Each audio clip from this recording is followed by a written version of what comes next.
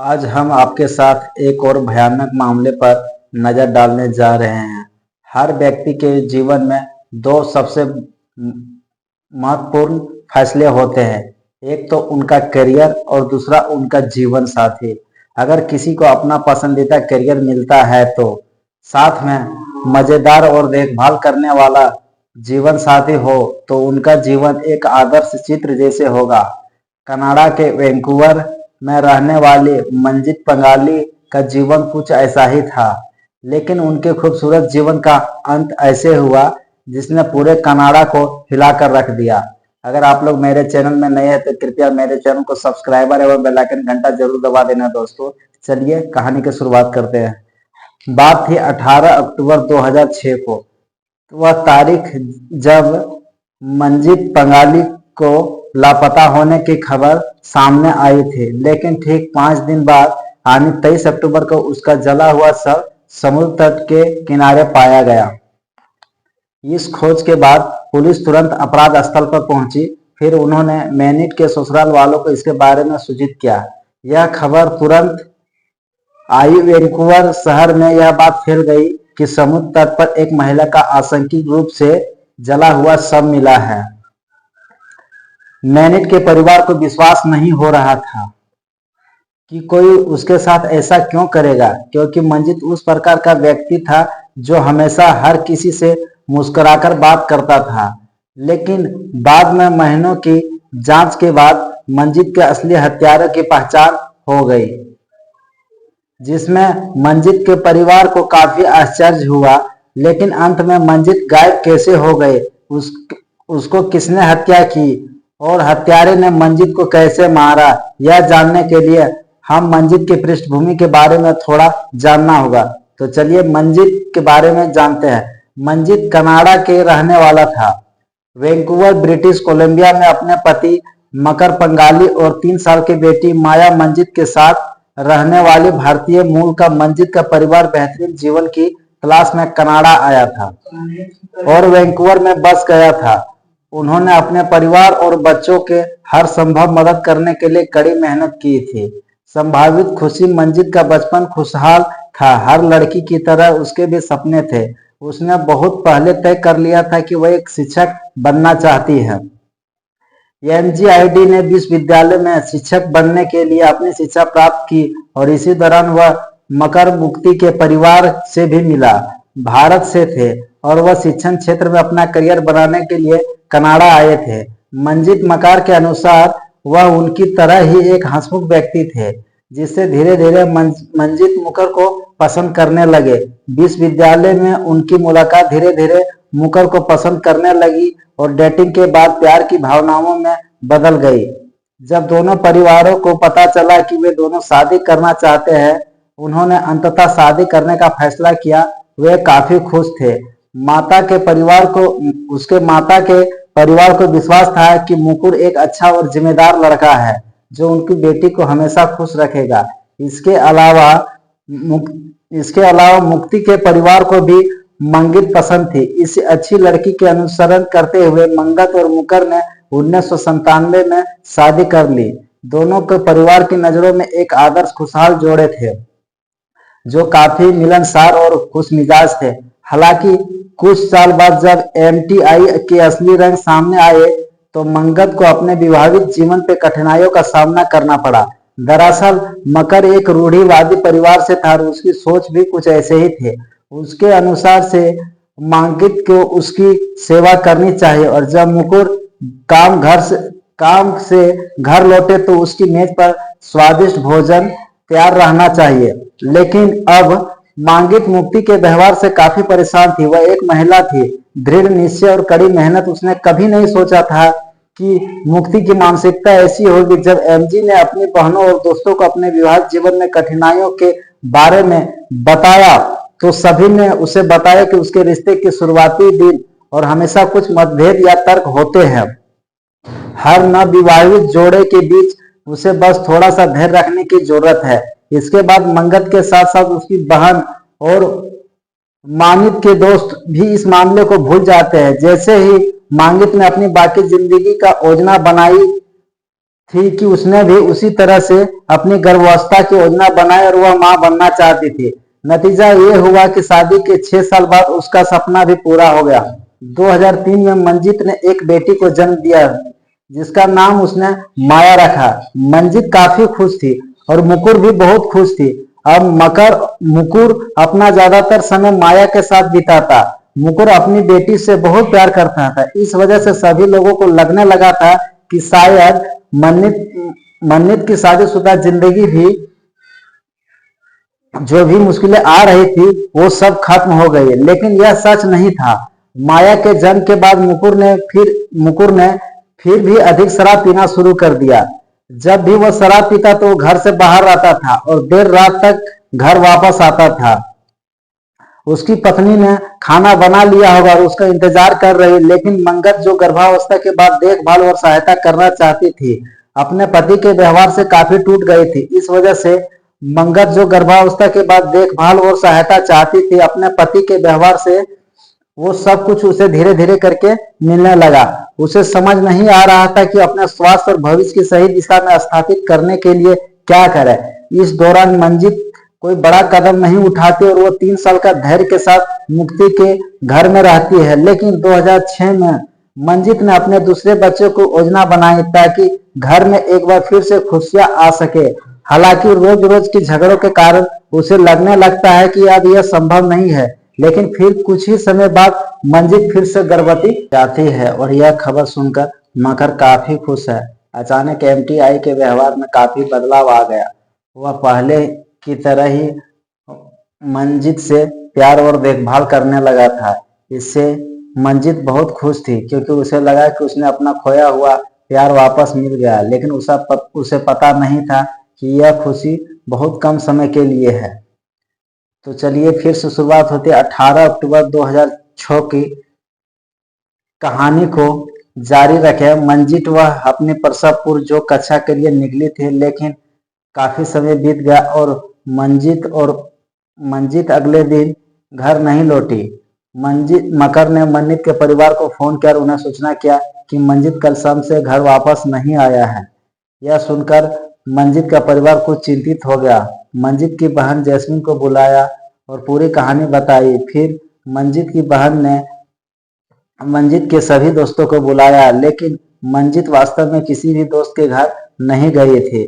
जब भी मुकुर और मंजीत के बीच बहस होती थी तो मंजीत अक्सर बिना किसी को बताए हुए अपनी बेटी के साथ चली जाती थी। कभी कभी चली जाती थी किसी होटल या किसी दोस्त के घर पर। सभी ने सोचा कि इस बार फिर से वही हुआ है और मंजीत जल्द ही घर लौट आएगा, लेकिन इस बार मंजीत की बेटी माया घर पर थी। इससे सभी को बहुत चिंता हुआ क्योंकि मंजीत अपनी बेटी माया से बहुत प्यार करता था और कभी नहीं कहा अब कहीं भी अकेली है। मंजीत को लापता हुए पूरे 1 दिन हो गया, इसलिए सभी को संदेह होने लगा कि उसके साथ कुछ अनहोनी हो सकती। इसलिए उसके पिता मकर ने 19 अक्टूबर की रात को पास के पुलिस स्टेशन में गुमशुदगी का शिकायत दर्ज कराई। इससे मुकुर ने मंजीत के बारे में पूछने के लिए सभी परिचितों को फोन किया, लेकिन किसी ने भी उसे नहीं देखा। अब कुछ लोगों का यह भी संदेह होने लगा कि मंजीत का अपहरण कर लिया गया। अब तक यह खबर मीडिया में फैल चुकी थी। मंजीत पंगाली नाम का एक विवाहित महिला लापता हो गए। इसके अलावा कुछ दिन तक मीडिया ट्रायल में एम.के. अरमेनिट के पति ने उनकी सुरक्षा और वापसी के लिए अपील की थी। हम सिर्फ यह सुनिश्चित करना चाहते थे कि वास्तव में वह इस तरह चली गई थी कि हमारे तत्काल परिवार में कोई नहीं है जिसके पास हमारे लिए कोई जवाब हो। मुझे आपकी मदद की जरूरत है। दूसरी ओर पुलिस के जांच के दौरान घर के सभी सदस्यों को फोन कॉल ट्रेस किए गए, लेकिन पुलिस को यहाँ भी कोई महत्वपूर्ण जानकारी नहीं मिली। तारीख अब 23 अक्टूबर 2006 और मंजीत 5 दिनों से लापता थे, लेकिन मंजीत के पति, परिवार के सदस्य तथा सभी चिंतित हो गए। जब पुलिस ने उन्हें सूचित किया कि साउथ डेल्टा नामक स्थान के तट पर एक जला हुआ शव मिला है तो उन्हें और भी चिंतित हो गए। तो उन्हें आकर उसकी पहचान करने के लिए कहा गया। जब मंजीत के परिवार के सदस्य वहां देखने गए तो उन्हें पता चला कि वह शव वास्तव में मंजीत का ही था। फिर मंजीत के शव को पोस्टमार्टम के लिए भेजा गया। जब पोस्टमार्टम रिपोर्ट आई तो पता चला कि मंजीत के गर्भ में एक लड़की थी। इस खबर ने मंजीत के परिवार को इस सोच से तोड़ दी कि उनकी बेटी ने ऐसा क्या पाप किया था कि किसी ने मंजीत को तार्किक रूप से देखा जाए तो उसको जलाकर बेरहमी से हत्या कर दी थी। हत्यारे ने सिर्फ मंजीत की हत्या करके एक जान नहीं ली, बल्कि उसके गर्भ में पल रहे बच्चे की भी जान ले ली। इसके अलावा पोस्टमार्टम रिपोर्ट से यह पता चलता है कि मंजीत की मौत जलने से नहीं, बल्कि हत्यारे ने पहले मंजीत को गला घोटा, फिर जब उसकी सांसें थम गई तो हत्या की कोशिश की। जांच के दौरान पुलिस को उसके शव को जलाने के लिए 1 मिनट की कार भी मिली, जो उसके शव से कुछ दूरी पर खड़ी थी। कार की फोरेंसिक जांच में कार के अंदर जबरन प्रवेश या संघर्ष का कोई निशान नहीं पाया गया। इसके बाद पुलिस ने पहले मिनट की पृष्ठभूमि की जांच की, लेकिन उन्होंने ऐसा नहीं किया। मंजीत से दुश्मनी रखने वाला कोई संदिग्ध नहीं मिला। इसी वजह से पुलिस को शक था कि शायद हत्यारा मंजीत को अच्छी तरह से जानने वाला कोई है, इसलिए पुलिस को सीधा शक मंजीत के परिवार वालों पर जा रहा था। पुलिस ने पूछताछ के दौरान सबसे पहले मंजीत के पति मुकुर से पूछताछ करने की सोची। मुकुर ने कहा, मंजीत पिछले एक साल से अपने कॉलेज के दोस्त टोनी के साथ नियमित संपर्क में थे और कभी कभी एक साथ डिनर पर जाते थे। मुकुर के बयान के बाद पुलिस अब टोनी पर संदेह हुआ। फिर उन्होंने टोनी की भी तलाश की और उससे पूछताछ की। हालांकि टोनी से बात करने पर पुलिस को पता चला कि टोनी और मंजीत के साथ कोई रिश्ता नहीं था, क्योंकि मकर ने दावा किया था कि टोनी और मंजीत सिर्फ अच्छे दोस्त थे। और इस बात की पुष्टि तब हुई जब टोनी ने लाई डिटेक्टर टेस्ट में दावा किया था कि टोनी और मंजीत सिर्फ अच्छे दोस्त थे। एमकर से पूछताछ शुरू हुई। इस पूछताछ के दौरान पुलिस को पता चला कि मंजीत और मुकुर के परिवार में एक व्यक्ति था जो उन दोनों के काफी करीब था। दरअसल उस व्यक्ति का नाम सुखेंद्र था और वह व्यक्ति मुक्ति का छोटा भाई सुखेंद्र पंघाली था। मंगत और मुक्ति के घर में बस रेंट में रहते थे, लेकिन मंजीत के कहने पर मुकुर ने सुखेंद्र को घर से बाहर निकाल दिया था। सुखेंद्र ही वह शख्स था जो मुकुर को देर रात तक पार्टी करने और फिर उसके साथ शराब पीने के लिए मनाता था। सुखेंद्र की वजह से ही मुक्ति को शराब पीने की आदत और भी बढ़ गई थी। मंजीत ने देखा कि कैसे सुखवंड का प्रभाव उसके जीवन को बर्बाद कर रहा है, इसलिए उसने अपने पति को मकर और अल्टीमेटस दिया और यह इस घर में रहे या सुखेंद्र अब इस घर में रहे। मंजीत को अपने भाई और उसकी पत्नी के बीच चयन करना था और उसने फैसला किया कि सुखेंद्र को बाहर निकालना और मंजीत के साथ रहना। पूरी कहानी सुनने के बाद पुलिस को शक सीधा बदमाश पर चला गया, लेकिन उसके खिलाफ कोई सबूत नहीं मिला। यह साबित हो गया कि जिस रात मंजीत लापता हुए सुखेंद्र अपने दोस्तों के साथ, जिसके बाद उसने पुलिस को यह साबित कर दिया कि पुलिस ने बदमाश को क्लीन चिट दे दी, लेकिन फिर उन्होंने एमको को फिर से पकड़ लिया। अब तक पुलिस को पता चल चुका था कि शादी के कुछ महीने बाद ही मंजीत और मुकुर के बीच रिश्ते खराब होने लगे थे। जब मंजीत के एमए के रोजाना शराब पीने की आदत के बारे में पता चला तो उसने डांट लगाई। दूसरी ओर मंजीत ने हर बार मुक्ति के भाई सुखेंद्र को घर से बाहर निकालकर चोट पहुंचाए थे, जिससे मुक्ति के अहंकार और पुरुषत्व को ठेस पहुंची थी, जिससे उसके मन में मंजीत के प्रति और अधिक नफरत पैदा हो गए थे। हालांकि इसके बावजूद मुकुर को प्रधान बनने के लिए कोई ठोस सबूत नहीं था। मंजीत की हत्या के मामले में संदिग्ध इसके अलावा एम के परिवार और दोस्तों को भी उस पर काफी भरोसा था, लेकिन अब पुलिस ने सभी सबूतों को दोबारा जांच करने का फैसला किया। सबसे पहले पुलिस ने देखा कि कार के ड्राइवर की सीट काफी अच्छे धकेल दी गई है, जिससे पता चलता है कि एमजी ने कार नहीं चलाई खुद उस स्थान पर, बल्कि उस समय कार पर उनके साथ कोई भी और भी था। दूसरी बात यह है कि MKR ने अपने बयान में मंजीत के प्रसव पूर्व कक्षाओं के स्थान का उल्लेख किया था कि कार उस क्षेत्र के पास खड़ी थी। हालांकि जांच के दौरान यह पाया गया कि वहां कोई भी प्रसव पूर्व कक्षाएं नहीं थी। उस क्षेत्र में जो कक्षा और वास्तविक स्थान जहां मंजीत अपनी जन्म पूर्व कक्षाओं में भाग लेती थी, वह MKR द्वारा प्रदान किए गए स्थान से लगभग 15 मील दूर परिणाम स्वरूप मुक्ति के झूठा सरल शब्दों में पकड़ा गया था।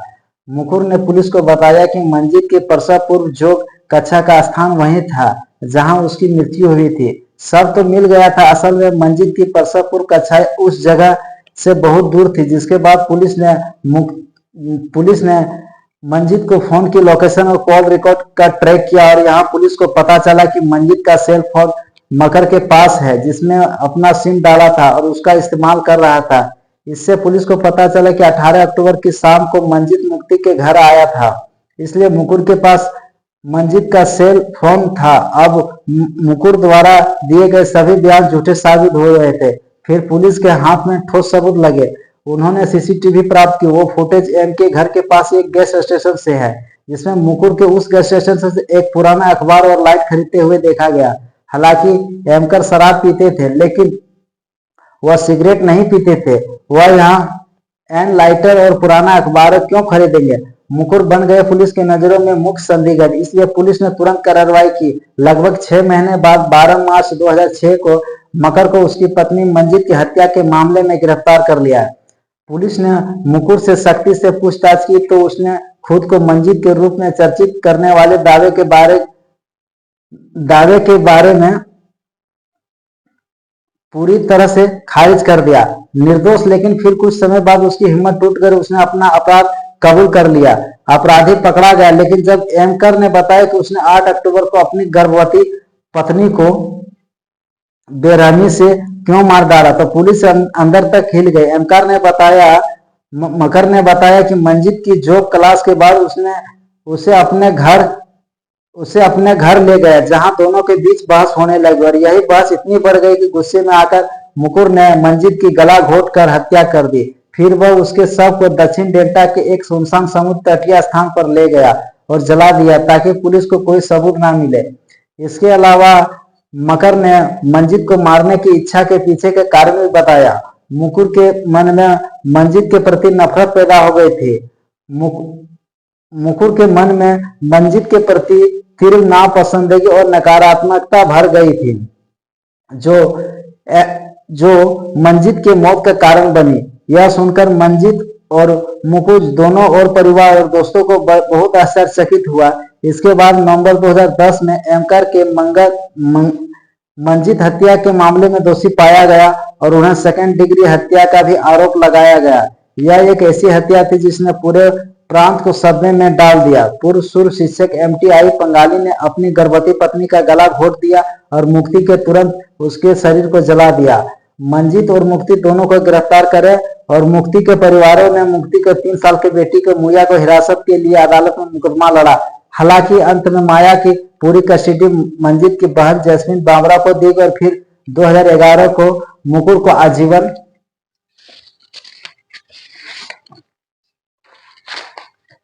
आजीवन कारावास की सजा सुनाई गई। अभियोजक डेनिस मरे ने मंगत हत्या मामले के फैसले के तुरंत बाद घटना को इस प्रकार बताया कि मुकुर ने मंगत को प्रसव पूर्व जो कक्षाओं से लौटने के तुरंत बाद मार डाला है। फिर उसके शरीर को मैनेट के अपनी कार की और सेट में दक्षिण डेल्टा का एकांत तटीय क्षेत्र में ले गया। इसके चलने से इन्होंने गुमशुदगी की शिकायत दर्ज करने में अथासंभव देरी की।